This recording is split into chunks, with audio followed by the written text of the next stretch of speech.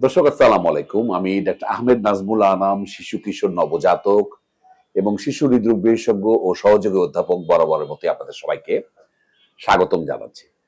দর্শক আজকের যে ভিডিও সেটি টপিক যদি আমি বলি যে ওর স্যালাইন বা ওরাল রিহাইড্রেশন স্যালাইন অতিরিক্ত খাইয়ে ভুল করছি কিনা, অথবা যদি আমি ঠিক মতো তৈরি না করি, পানি যদি কম দেই তাহলে কোনো ক্ষতি হবে কিনা।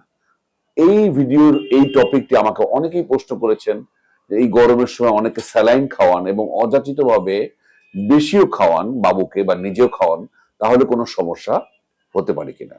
তো দর্শক, মূল ভিডিওতে যাওয়ার আগে আমি একটি ঘটনা বলবো।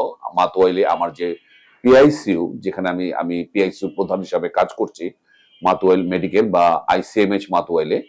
তো সেখানে একটি বাবু ভর্তি হয়েছে এবং বিস্ময়কর ভাবে সেই বাবুর যে ঘটনাটা যদি বলি, তার মা এক প্যাকেট ওটস স্যালাইন মাত্র 30 ml পানিতে গুলিয়ে সেই স্যালাইনটি বাবুকে খাইয়েছে, এবং শুধু একটি না, মোটামুটি 10 মিনিটের ইন্টারভেলে দুবার খাইয়েছে।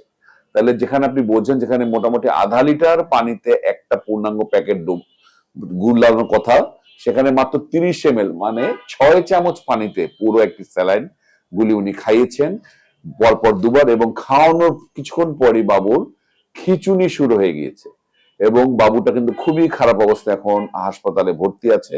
আপনারা আজকে যে ভিডিওটি তৈরি করছি, যদি আপনারা এই 2-1 দিনের ভিতর দেখেন, তো আমরা বলবো যে বাবুটা আমাদের চিকিৎসায় আলহামদুলিল্লাহ আগের চেয়ে ভালো আছে, কিন্তু অত্যন্ত বিপজ্জনক পরিস্থিতি তৈরি হয়েছে। তাহলে যদি সোডিয়াম, যেটি ওরাল স্যালাইন বা ওর স্যালাইনের ভিতরে একটা মূল কম্পোজিশন থাকে সোডিয়াম, এবং সোডিয়াম যদি আপনি অযাচিত ভাবে বেশি খাওয়ান, তাহলে ওর স্যালাইনে যে সোডিয়াম যদি আপনি ঠিক মতো ওই প্যাকেটটা না গুলান, যেটা ওই মা করেছে, আধা লিটারে এক প্যাকেট ডুবানোর কথা, সেখানে সে মাত্র 6 চামচে একটা প্যাকেট গুলিয়ে খেয়েছে। তারপরে এখানে সোডিয়ামের পরিমাণ অনেক বেড়ে গেছে, এবং সোডিয়াম যখন শরীরে ঢোকে, মানে আপনি যদি অযাচিত ভাবে প্রয়োজন অতিরিক্ত স্যালাইন খাওয়ান, তাহলে কি ঘটনা করতে পারে, আশা করি এটা বলে ক্লিয়ার হয়ে যাবে। সোডিয়াম যখনই আমাদের শরীরের রক্তনালীতে ঢোকে, সোডিয়াম যেদিকে যায় সেদিকেই শরীরের পানি দৌড়ে চলে যায়, ফলো করে। তাহলে সোডিয়াম যদি রক্তে বেশি থাকে, আমাদের ব্রেইনের যে সেল থেকে যে পানি ছিল, সেই পানিগুলো সেই সোডিয়ামের পিছনে রক্তনালীতে দৌড়ে ঢুকে পড়ে। তাহলে সেলটা এরকম সাইজে ছিল, সেটা শ্রিঙ্ক করে যায়, চুপসে যায়, এবং চুপসে গিয়ে কিন্তু ব্রেইনের সেল নষ্ট হয়ে যায়, এবং তখনই কিন্তু খিঁচুনির সম্ভাবনা থাকে। এট দ্য সেম টাইম অযাচিত বেশি পানি, ওই যে বললাম, রক্তনালীর ভিতরে ঢুকে যায়, সেখানে কিন্তু সাব অ্যারাকোয়েড বা সাবডিউরাল হেমোরেজ, ব্রেইন হেমোরেজ হতে পারে। তাহলে একটা বাবু যদি অতিরিক্ত স্যালাইন খাওয়ান, প্রথমে কি ধরনের সিমটম দেখা দিতে পারে? বাচ্চা অত্যন্ত অস্থির থাকে, রেস্টলেস থাকে, ইরিটেবল থাকে, এবং আস্তে আস্তে পরে শ্বাসকষ্ট শুরু হতে পারে, জ্বর আসতে পারে, এবং যে বললাম খিঁচুনি হয়ে অজ্ঞান হয়ে যেতে পারে। এতগুলো ঘটনা ঘটতে পারে। তো দর্শক, আমি বলবো অত্যন্ত বিপজ্জনক, চিকিৎসকের পরামর্শ ছাড়া কোনো কিছু খাওয়াবেন না। আমরা লিখে দিই কোন বয়সে কতটুকু ওর স্যালাইন খেতে হবে, সবসময় চিকিৎসকের পরামর্শ নেবেন। আমি আগে একটি ভিডিওতে বলেছি যে চিকিৎসকের পরামর্শ ছাড়া কোনো ওষুধই খাওয়াতে যাবেন না। এই মাটা চিন্তা করেন, সে মাত্র 6 চামচ পানিতে একটা প্যাকেট, প্রথম কথা হচ্ছে এক প্যাকেট স্যালাইন সে গুলালো কি করে অতটুকু পানিতে, এবং সে পরপর দুবার খাওয়ানোর পরে বাবুর কিন্তু খিঁচুনি শুরু হয়ে গেছে। বাবুটির জন্য সবাই দোয়া করবেন।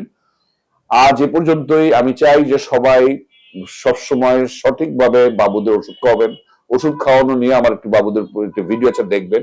আর আবারও মনে করিয়ে দিই যে আমার যে ওয়েবসাইট, নিজস্ব ওয়েবসাইট drnazmulanam.com, drnazmulanam.com এ আপনারা নিজেরা সিরিয়াল দিতে পারবেন। আর ফোনে বসে ঘন্টা বা ঘন্টা সময় নষ্ট করার দরকার হবে না। আমার সকল চেম্বার, ইভেন অনলাইনে দেখানো সিরিয়াল আপনারা দিতে পারবেন, এবং সফলতার সাথে গত 2 মাস ধরে অনেকেই দিচ্ছেন, এবং নিরাপদে নিরুপদ্রবে আমাকে দেখাতে পারছে। আজ এ পর্যন্তই। পরবর্তী নতুন কোনো ভিডিও নিয়ে আবার আপনাদের সামনে হাজির হব। সেই পর্যন্ত বরাবর মতোই আল্লাহ হাফেজ।